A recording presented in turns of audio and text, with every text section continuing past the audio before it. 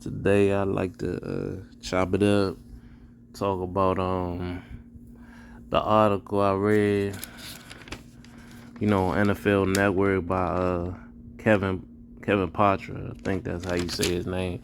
And he was talking about the 11 one-year contracts that will pay off this upcoming season, and just wanted to get some thoughts on it. So just running through the list and just having my quick take on it.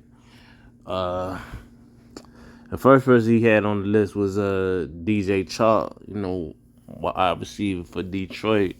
I was like, damn, that was kind of like a cool pick of kind of everybody on this list is like super value, and like it makes sense for every team that they own. So DJ Chalk, he can kind of do the go route, and so that's kind of cool. That's kind of cool for Detroit to have that option, where he can take it over the he can take it over the top, and you got Amon Saint Brown. I might be saying the brother name wrong, but you got him, and he had a hell of a rookie season. So you got him, and then you got T.J. Hawkinson, you know, as a tight end. So I was like, that passing game should be like that. And then not to mention DJ, Swift, running back, who can catch and run the ball. So they offense should, he should create some things for that offense to kind of have some, mismatches every week. Another person was number 2 is James Bradbury, cornerback, and he signed with Philly and shit. So he on the opposite end of Darius Clay. And so shit, that's they can play either kind of coverage, whether they wanna, get up off the wide receiver or if they want to do man to man. So I think, James Burry, that's definitely gonna like you'll see some results from that, as far as like it's gonna be hard to throw on them. But they not saying that they can't get beat, but if you got two solid ass cornerbacks that's like, either former all pros or, could still be or play at a Pro Bowl level, that always help as far as for your pass defense. So I'm agreeing with him on that.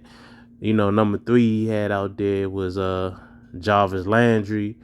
And so if you thinking of the rookie dude, Chris Olave, right? I think that's how you say it. I might be saying the brother name wrong. I'm sorry for that.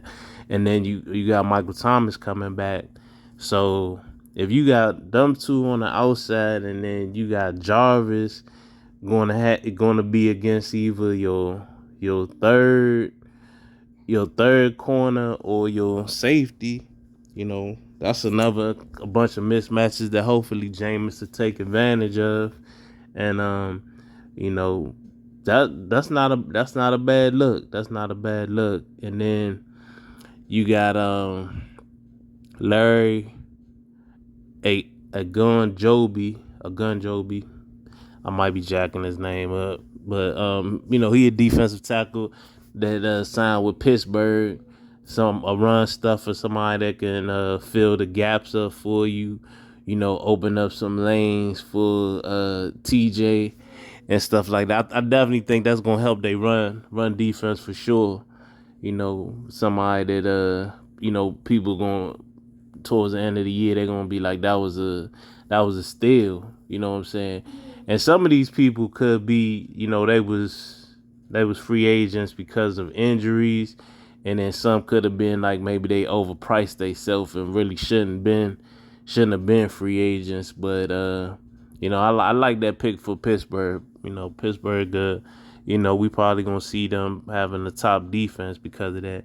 Definitely, the fucking crew for sure, number 5 pulling up with Bryce Callahan, them goddamn Chargers.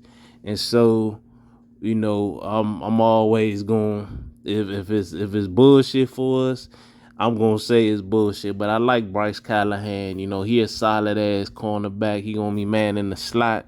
Now the only thing be jacked up with him is, and he gonna be for the next person I say, but he's kind of injury prone and stuff. But as far as like skills, if he out there, if he can suit up and he be anywhere from 75% to 100, I mean, you got you a damn steal right there. So I'm looking forward to seeing how he makes our defense look. The fact that he gonna be holding the number 3, the third option down and stuff like that, and see how how advantageous it could be for him, and see if he could probably have his best season possibly. Number 6 is Evan Ingram and stuff. So anybody that knows Evan Ingram, he cool. He got all the, when you look at his, look at his profile, he got the look as far as like one of the tight ends that should definitely in this new NFL should be getting a ton of love, a ton of yards, a ton of touchdowns. But for some reason, he also be catching the injury bug as well. So, he didn't get Jacksonville. Jacksonville, they rebuilding, but I don't think the rebuild is gonna be as long as people think. You know what I'm saying? It's gonna be a quick turnaround as far as from where they were last year. They got potential to win. Anywhere from I want to say like 6 to 7 or more. You know what I'm saying? But I'm gonna go with 6 to 7, and they'll be very competitive in a lot of games. The way they could have possibly had more, but they just, they in the process of learning how to win. So, I say, I'm gonna say 6 to 7, but they're gonna be in a lot of games for sure. And so that was his number 6. Number 7 was Matthew Ioannidis, and he always was cool though. He played for Washington, and he played different positions on the D line, and he does a lot of things that sometimes you might not see on the stat line, but he's a hustle dude and whatever. And so when you see him, you be like, dude ain't gonna do shit, right? But then for some reason he be cutting through that line, right? I don't even know how to explain it, but I think Carolina gonna have a good pass rush. You know what I'm saying? Not just because of him, but because of Burns and that other dude. And then you put Ioannidis in the mix. Their pass rush is gonna be a lot better than a lot of people think. That was number 7. Number 8 was Jerron Reed, D tackle, Green Bay. Green Bay lost Zarius to Minnesota. So I think they wasn't horrible on defense last year. Like, I mean, if you saw the game versus versus San Fran.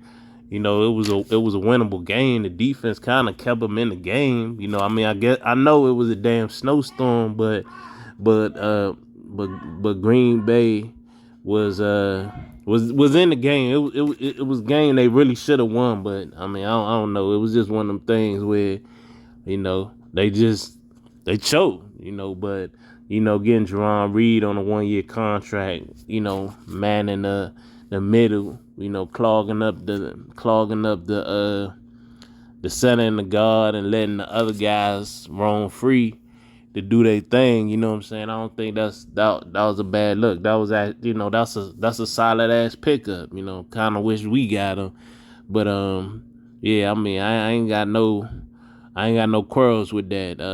Number 9 they got was Raheem Mostert, and they're going to, dude gonna come. He coming in from San Fran, McDaniels. He coming in from San Fran, and so he gonna have the running back by committee thing. They got Chase Edmonds out down there, and they got Sony Michel, or maybe one of the rookies they looking at in preseason.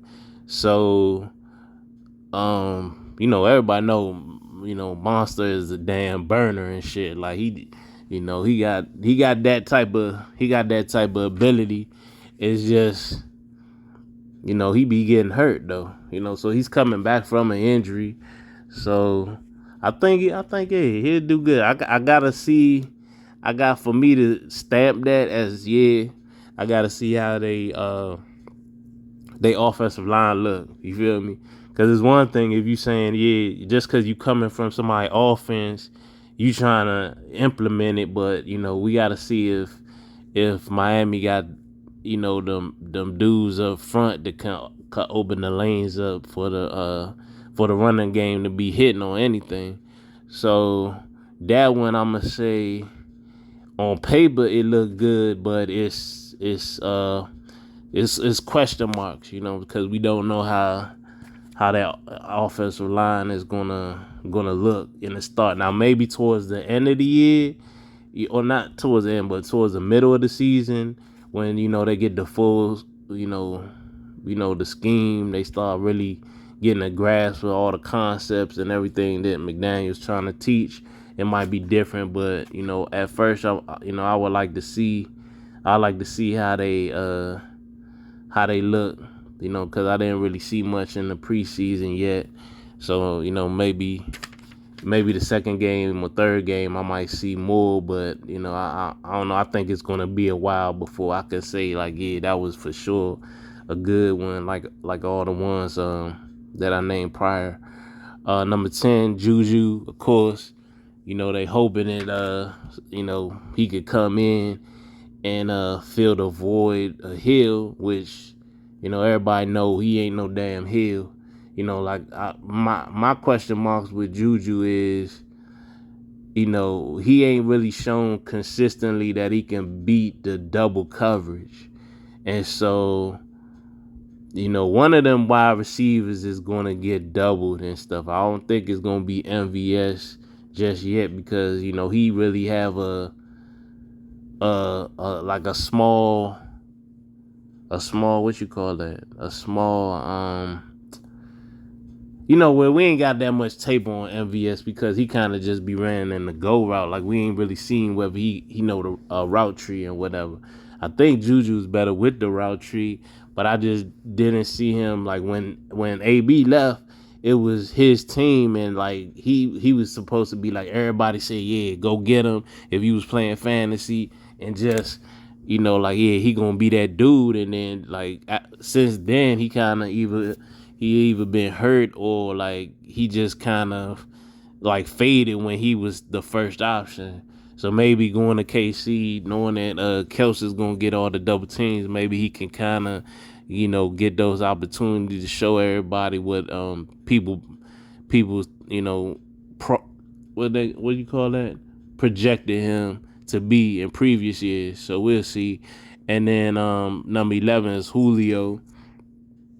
He with Tom Brady. Tom Brady gonna figure it out how to work him into the offense, I think, and it should be seamless, because Tom Brady got a way to do it with them receivers. Only thing everybody know with Julio is is his hamstrings and shit. Like, how many games are you gonna get out of him? Are you gonna get 7 out of him? Are you gonna get 9 out of him? And then he gonna be hurt for 4 or 5 games. But on value, I think just because of the offense he's going in, he should get opportunities off Bucks. And like I said, if he doesn't get hurt, that's damn sure gonna be a steal, and that can that might put them over as far as being a real threat in the NFC. But we gotta see, because Julio consistently for the past few seasons have been like that. So he wasn't that bad in Tennessee, but I don't think they really, they ain't really featuring because they had Brown, and so he was kind of like, especially towards the back end of the season, he was kind of getting like scraps and whatnot especially because they had a more of a running type of team and whatnot. So now he back in a pass oriented fucking team, so he should have an uptick in his stats as long as he's on the field. So and then he had a bunch of honorable mentions as well. So yeah, if you want to go check it out, it's a good read. Like I said, it's Kevin Potter from NFL Network. Cool article about possibly sleeper slash steals for this upcoming season. So yeah, that was just my little quick rundown on it. That's all that is. But yeah, I'll catch up with you next time. All right.